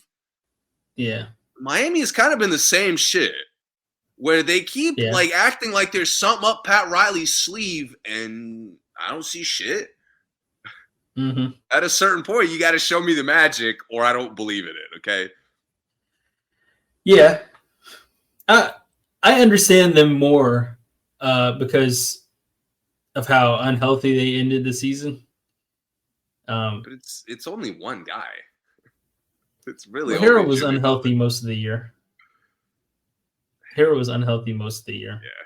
Yeah. It's just I don't like the perspective of the Knicks had injury problems. Philly had injury problems. Yeah. Miami did not. Miami, Jimmy got hurt. He got a bad luck injury right before, the game that was going to send them a little bit further in the playoffs, probably. But I think Miami, I thought they would be a little more excited to change it up. Because this was their first year where our supporting cast could go toe to toe with anybody because we play so hard. No, you can't. The thing the Knicks did this year of Miami's been able to do in the past, it finally stopped. The magic stopped. Mm-hmm. And I thought they would react appropriately. Like, maybe we got to make the roster a little bit better. We can't just have young guys everywhere. Yeah, I agree. I see where you're coming from. Haywood Highsmith hasn't been signed yet. That's kind of wild, as good as he played for them. If he could go anywhere else, that would be crazy. That's a good pickup for somebody. It is a good pickup for somebody. I do think the Heat are a good pick for, being surprised they're not making moves. I just wonder like what they would do. And another problem with the injuries is that so many of those guys didn't play with Terry Rozier. Yeah. That is really tough to even imagine like what you would need without ever really seeing Rozier and Jimmy and he Hero had some injury Bam problems together. as well. He did struggle to like keep stay in the lineup just because he was always out. Yeah, those four, you got to see those four at least like 20 more games before I think they'll even know what else they need to go with them. Terry, Tyler, Jimmy, and Bam. So we'll see. I'm kind of surprised Memphis isn't doing anything. Interesting. They're another team that obviously health and everything else off the court stuff has to come into fold here for them, but they're a team that I'm kind of shocked, not really shocked, but a little bit intrigued on whether they're gonna like how quick they're gonna try to contend. Like they're a team I figured once the West kind of is opened up now, Warriors have fallen off, Lakers have fallen off, all these teams are falling off. Phoenix is very beatable. I think a good Memphis team can beat Dallas. I was figuring they would go for something that made next year for them like a contender, made them a contender next year. That as soon as we get Ja back, it's a wrap in the West. That's what I thought they were going to try to do. And I'm not really sure who that would have been. I mean, Paul George there would have been cool, but the Paul George Philly thing was already brewing for months now. I think they're another team who just had too many injuries. They did. Like they had guys play well that I'm excited to see, coming back and playing a little bit less. Yeah. Some of the ones that played well this year, you mean? Yeah. Some of the wings, the bigs, the one shooter guy I like, but like he plays too much just because what's his name? Tore his Achilles. Fucking Brandon Clark. Oh yeah. And that to me, like, think about all the guys that missed time for them. Obviously, John Morant, Clark, who's a massive rotation piece for them. Smart gets hurt. I mean, that's their three best players. I mean, Jaren Jackson was literally hurt all while they were like fighting in the relevant portion of the season, and then he cooked when it didn't fucking matter because everybody else was hurt. Yeah. So to me, they should just run it back. Like I'm a little surprised that they didn't do anything, but they got a nice draft pick. Kind of a low risk, potentially high reward, I think. And I just think Morant and Clark were such a massive portion of their rotation that their depth is going to easily even out when those guys get back. Yeah, I mean, I agree. My only issue is they've kind of seen that. Like they've seen all these guys healthy before and how it looks. So that's why I say I'm a little bit – I figured they would go for something and say, hey, what haven't we seen with this team and what could we add to this team? Like, were they the team that got Kennard? Didn't somebody sign Kennard? That was they have Kennard, That was who they signed. That's a good shooter for them. I think he'll help them out a little bit. Mm-hmm. Yeah. But it's just they're one of those teams who's just competed so well that they're not exactly like missing a part of their rotation or missing some of the depth that I think other teams need. I think they'll be fine without it. It's fair. That's like fair. To me, Jackson, Edie, and Clark hypothetically, and like you add like an Aldama to that, Aldama, or however you say his name, but yeah, to me, like that's more than enough for a front court. It is, yeah. And Smart, I think they needed Smart to play more games last year. He's the one that they haven't seen play with everyone yet, and I think will be really interesting. Smart and Morant together, because even when Ja came back, I don't think Smart was healthy, right? I don't even think they played. Together. He wasn't. He also he had like a really good healthy stretch when Jackson and Morant were out, and then he got hurt like as soon as I remember early when Jaren Jackson came back. Yeah. Another team, Sacramento. We know they're not doing any moves because they're trying to get one of the Bulls players.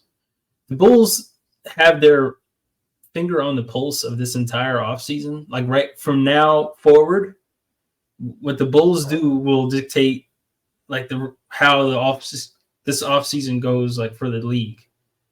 Because whether they sign DeRozan back or not, nobody knows. The trade for LaVine is going to happen, but what they get, how it works, nobody knows. Do they let Vucevic go finally and say, "Hey, DeRozan, we want you back. Vucevic is gone. Now we have cap space. We trade Vucevic for somebody different. Shake up how the team looks." Could that happen? Possibly. The Lonzo Ball situation, still don't know what's happening there. I'm not saying for the whole offseason, but from now forward, based off since we already got Paul George, Klay, those guys out of the way, the last two big pieces that are going to come and immediately impact the team is DeRozan and LaVine, that we both know for a fact something is going to happen with. So I think that's kind of interesting. I know Sacramento has wanted LaVine forever, and I guess they're still trying to get LaVine. Bring him to California, both California guys. So as long as I know they re-signed both of them, I'm hoping it's not to trade one. Keegan Murray and Malik Monk do not trade to me. Like, yeah, definitely. To me, they're a must keep. And I like to get Zach LaVine. I would imagine you're gonna have to get part with a player that you wanted to keep. Yeah. I'm hoping it's Harrison Barnes. However, the picks have been very valuable. That's true. So there is a way that picks take most of the price. Yeah. But I'm curious to see how Sacramento figures it out if they do.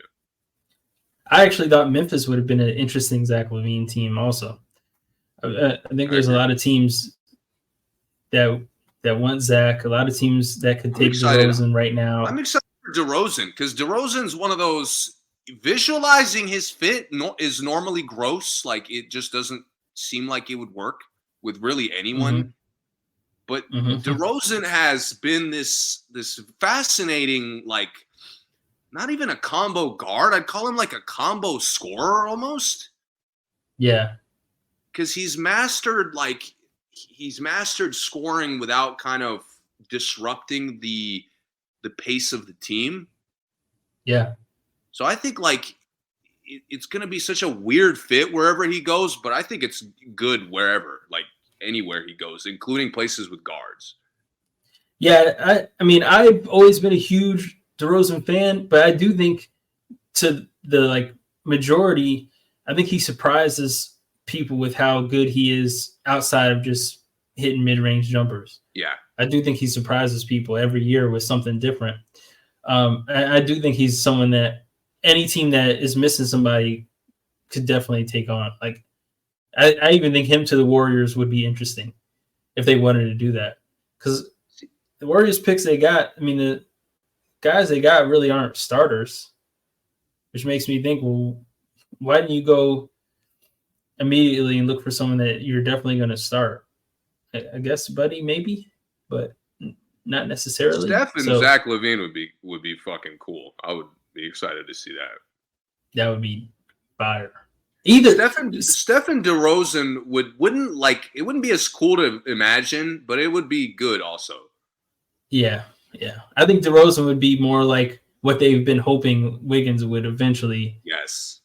Come back to being. Offensively. Yeah, and LaVine is just much more higher energy. He'd be. It would be a different type of game for them for sure. Yeah, but I think that's possible because I think now they do have the options because they still have guys. You said something earlier. How Chicago has their finger on the pulse of the offseason, essentially. Yeah, that makes me so angry because you're right. But we would have some idea of Chicago, like what they want to do, if we could understand. Are they still trying to like win? Are they trying to build for the future? What's the game plan? No idea. With Chicago, it makes no sense. I mean, you trade Caruso for a bum. I couldn't disrespect. He's the bum. The last 4 months of the season, he was. Okay. All right. We'll talk about that later anyway. But go ahead. But you traded Caruso for a much less impactful player, in my opinion. At least for how they played last year, yeah. You signed again, like signing a young guy who has shown you nothing. Like, who has shown their respective team less than Patrick Williams? Nobody.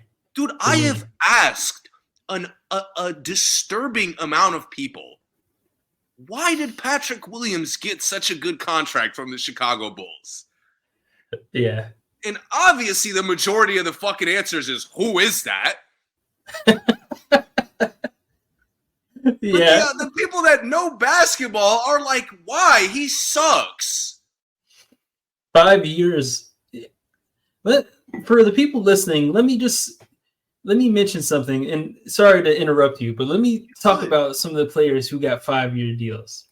Tyrese Maxey, Jason Tatum, Aaron Wiggins got one, but that's a different story.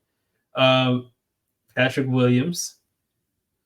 And that is it. Think about the names. Jason Tatum. Jason Tatum and Tyrese Maxey got 5-year deals. And then you throw Patrick Williams in there. This guy. Aaron Wiggins was a really small deal. Didn't guys get like the massive 5-year deal that just hasn't kicked in yet? I know a couple guys. Last year. I think Halliburton got that. Yeah. A couple other Jaylen Brown did. Yeah, Jaylen Brown's another guy. Zion might have got it, I think. There was, I think LaVine got it at one point. So, a lot of guys have got it. Oh, and Emmanuel quickly got a 5-year deal also. Yeah. It's good for him. But this to me is just like, bro, it's not even like, dude, go out there and just be like a lesser role player. Like, I'm going to give you a name right now. Niang. I mentioned him earlier. Niang has improved. He is obviously a good character guy. He's a good chemistry guy. I've watched Niang get in arguments with teammates and then get along with those same teammates after the fact. Yeah. So, like, there's something positive about Niang's progression as a player. Like, Patrick Williams has been awful. He's not, first of all, he's injury prone. That's one massive reason not to pay him a long, safe deal. He hasn't played hard for you. Like, I'm watching Drummond. I'm watching a guy I fucking hate in Vucevic get double-digit rebounds all the time.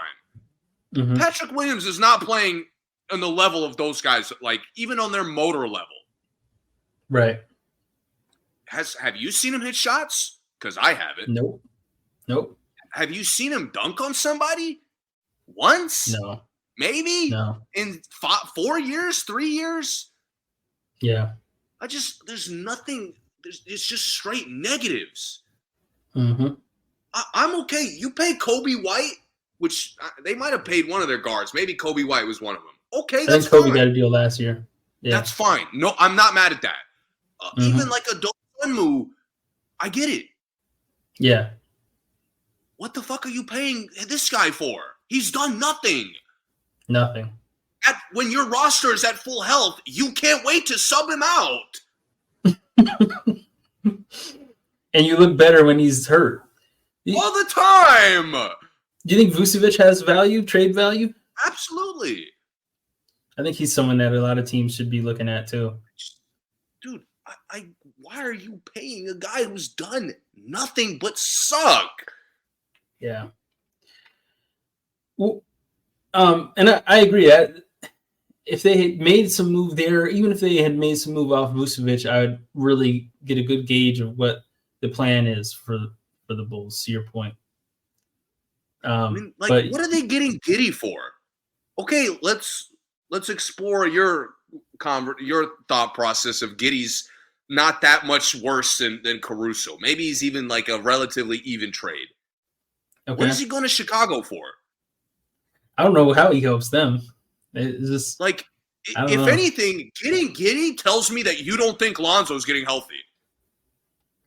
Yeah, and Lonzo keeps telling us that he's getting healthy. Exactly. So it's like, why? Yeah. I don't understand. Yeah. And that's what bothers me about them having the finger on the pulse, because who the fuck knows what they want for LaVine? Right. Like, do they want a giant package? Do they want something that makes sense? Probably not that. But it's like a giant package of what? Picks? What the fuck have you been using picks on? Like, too many guards? Oh, and the one fucking big man. Take all the money you want, even though you've done nothing. Like, right. What are we doing? Yeah. It makes it honestly, like, the bottom feeders are showing more structure and more direction. Yep. I mean, Chicago's not even in purgatory anymore. I've never seen a team so definitively climb out of purgatory. Mm-hmm. The negative way. Right. It's so mind-blowing to me. And I hope Sacramento gets LaVine specifically. Mm-hmm. But I want to have some idea of what they're giving up. Because I don't want them to get LaVine if they have to slash their depth. Right. But for fucking Mikal Bridges amount of picks? Yeah, that's kind of say crazy. Less. You do that? Absolutely. If you're Sacramento. Yeah, because you're a contender, you live in the moment, you go all in. Yeah. And Sacramento maybe is not as close as they think, but I can forgive that. I'm okay with them being delusional because they are good. Right. But Chicago is just a fucking, just a steaming pile of a mess. I agree. Yeah. I mean, they honestly, I can make a case they have the worst outlook in the association. Not mad at that. Not mad at it. I mean, we'll see what they do with DeRozan and LaVine, but I mean, with how inept they've been, I wouldn't be surprised if they find a way to make it through another fucking year there. Mm-hmm.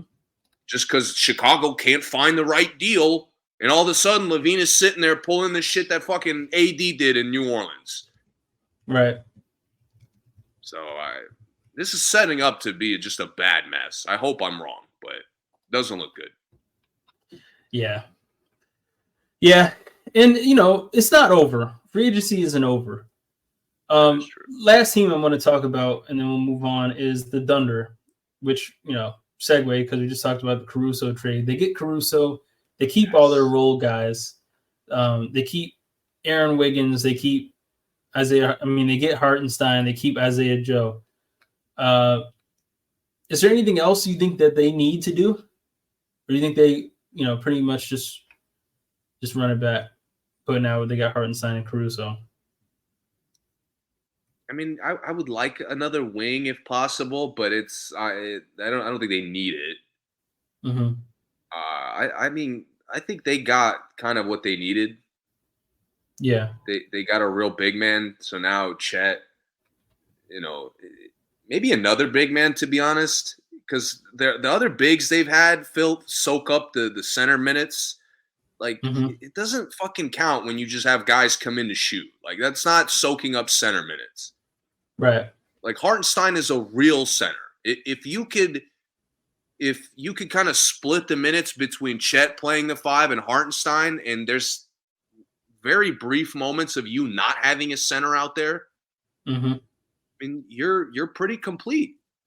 And it gives Chet room to take more jump shots, which he should be doing. Yeah. But to me, it's the whole just play small because that's all we could do. Mm-hmm.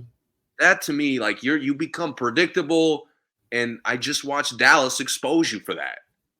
Mm-hmm. And I've made the point already that Dallas shouldn't be the team exposing your lack of size.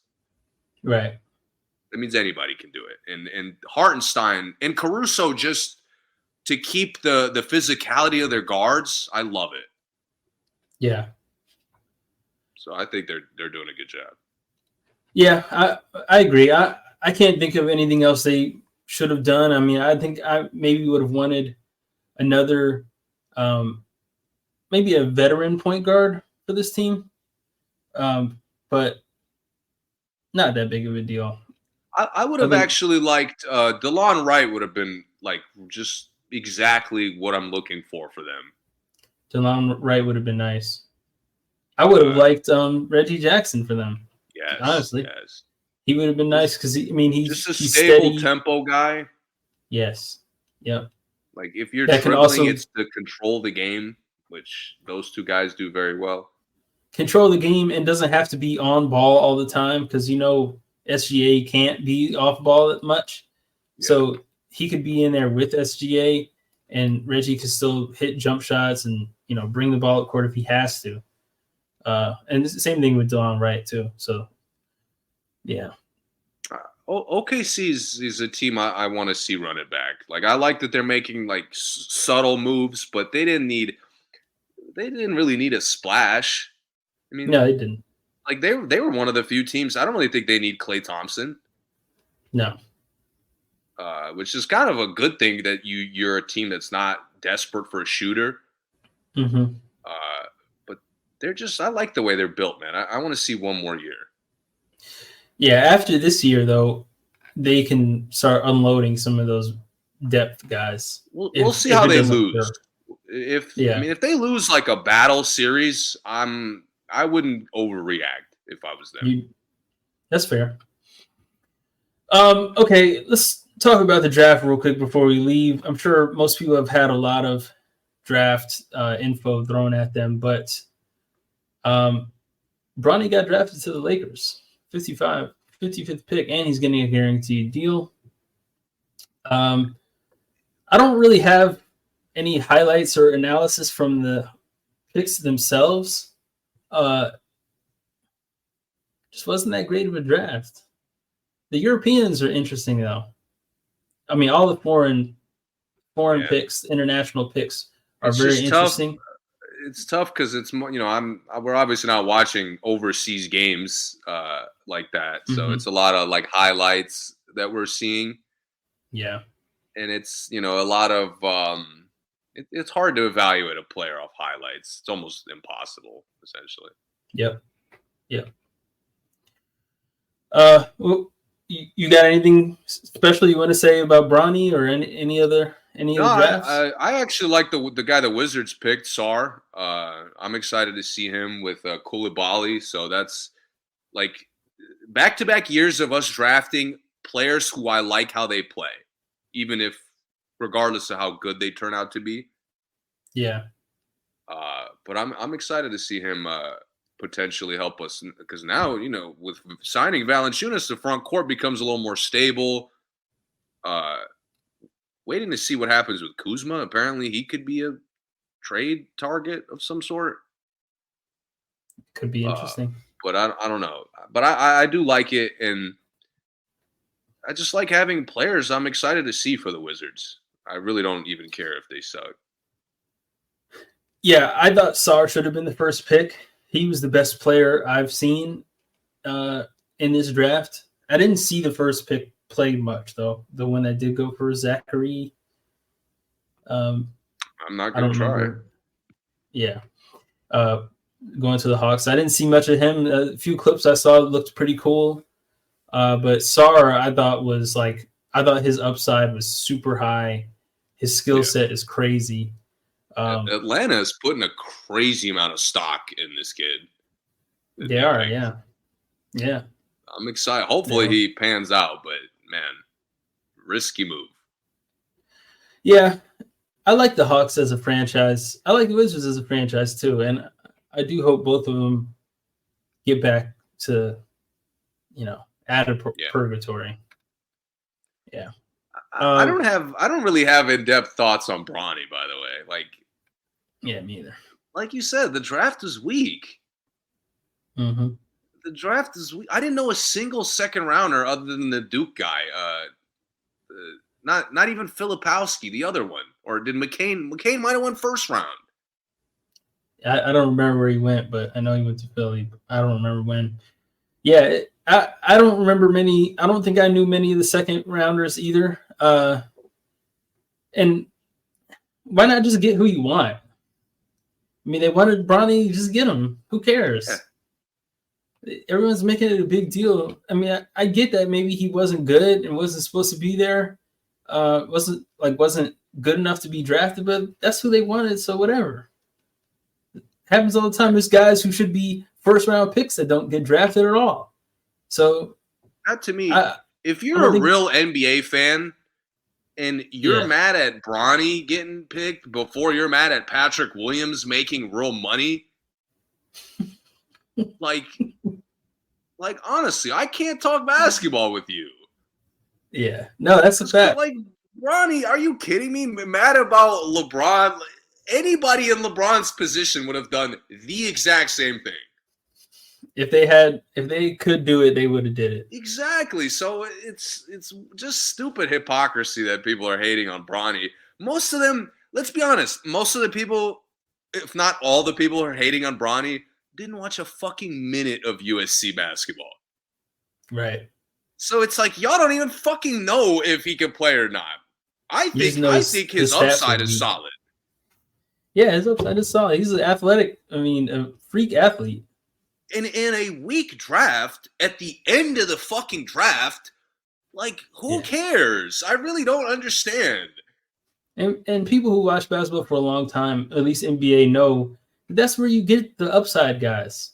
Yes. You get guys there just to see what happens. I mean, so many of those guys don't touch the court. They don't even touch the practice court. Yeah, and a lot of times that's where it gets really weird. Like the Isaiah Thomas, that's where we're going to draft a 5'6" guard, in the last 10 draft picks, because you're just going to see what happens. Hey, he was good. Let's see what happens, because they know it's not guaranteed money there. Usually, it is just a training camp deal or a summer league deal. So there's really nothing to lose. So it really doesn't make sense not to just get who you want. And they got Bronny. It's cool. Whatever. I will say the memes about how LeBron would react to the Bronny fuck it up, or JJ Redick included in the memes of how he would react are so funny. Yeah. I can't wait. The Lakers are going to be comedy. Especially when they don't play well, it's going to be comedy. I cannot wait to see it. I saw a couple that were talking about, does he call him dad or LeBron when he asked for the ball? Yeah. LeBron sleeping with his teammate's mom. So what a guy! Shit, but it's so funny. It is funny, yeah. It's really funny, yeah. That's the funny. Reality is the funniest stuff. So it's okay. people it's not that big of a deal. It really which, isn't. by the way, has buried the real lead for the Lakers. Is they actually got a exciting, like, real first-round pick. They did. A guy who slipped, who nobody knows why. There's not really been like a Filipowski type of story about him. Yeah. As far as I know, it's just basketball stuff that's made him slip, and I think it's incorrect. I think it's incorrect analysis from some of these scouts, but the Lakers, I think, are exactly the team he's going to get the types of shots he's been getting. On paper, he's just like another Reeves to me. I mean, I think he's a little bit bigger. I mean, he's bigger. Yeah, he's stronger. Not as much of a guard. Like, he's more of but a he wing can to be. me. He can be. I don't know if I would have said Reeves was when his first year. That's true. But Reeves is like Reeves just has a more. It's just like a look thing. Like, he has the look of a guard, the build of a guard. Yeah. Connect is like a solid 6'8". I want to say he's tall. Yeah, he is. Yeah. But I think they'll use him similarly. I think he'll get a lot of corner threes. He'll get a little bit on ball pick and rolls. Well, I take all that back because I have no idea what JJ is doing. So the Lakers had it been last year, I think they would have used him. You know what bothers me is it seems like the Lakers are doing a lot of like please watch us this year stuff. You know, like a lot of antics things, not really like basketball things. Yeah. And I hate to hold that against, Bronny and even JJ, but I mean, full disclosure, I have a better coaching resume than JJ Redick does. Exactly. Like, guys, really? Yeah. The Lakers, and this is who we had to get? I'm struggling with that throughout the NBA. The watch me or not, we're not that bad, or like it's a lot of gimmicks going on this year that is bothering me in general. We'll get more into that in Olympics talk when that time comes, but just all around it's had me. I am excited for that, by the way. I am very excited to see Olympic basketball. Yeah, it's going to be great. I think there's some humble pie to go around, and I'm excited to find out who's going to be handing it out. Greek Freak and Luka match up Saturday to see who makes it or who goes home. Oh yeah, love it. That's kind of crazy. Luka's that playing? One of them won't be there, huh? Luka's playing? Yeah, he had a triple-double last game. Oh man, I have not been him. I've seen Giannis. I haven't really seen Luka playing. Yeah, well, you better watch Saturday because this is the last chance for. It's tough. It's tough. The times are weird sometimes. Yeah, it is. Yeah. And it's tough to find the channel too. I don't know what's up with broadcast. Yeah. I've had a tough time. I don't know if you've been watching. To get a little off topic, but the soccer, the European Championship, and a little bit of the Copa. Yeah. I don't know what the fuck is going on, but my channels will I'll pull it up and it'll tell me the channel, and then the channel won't have the game on. It'll have like a racing or something. I'm like, what the fuck? And I've had to find it on obscure other sources on the internet, which is pissing me off. Yeah, I've heard that. I've heard that it's been really hard to access. I've had a little bit of that with WNBA, but that's just because they just the choices of where they're putting games is weird. Yeah. I have not missed a night of WNBA this year, and next week, hopefully nothing else crazy happens in the NBA next week, because next week we'll deep dive some WNBA stuff. But I haven't missed anything because they've been really exciting this year. It's been a lot of injuries, though. I will say that's been kind of.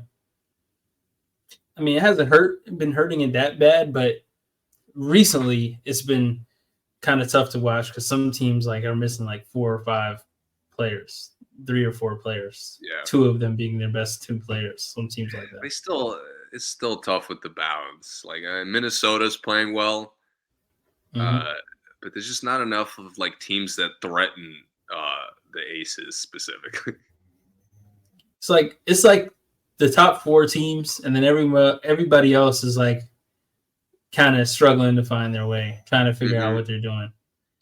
And it's weird. I don't know if it's it's the blame, but like Asia Wilson is separating herself more and more. Yeah. And it's like irritating me watching everyone else because I'm like, dude, she's so fucking good. She's that Nobody good. else.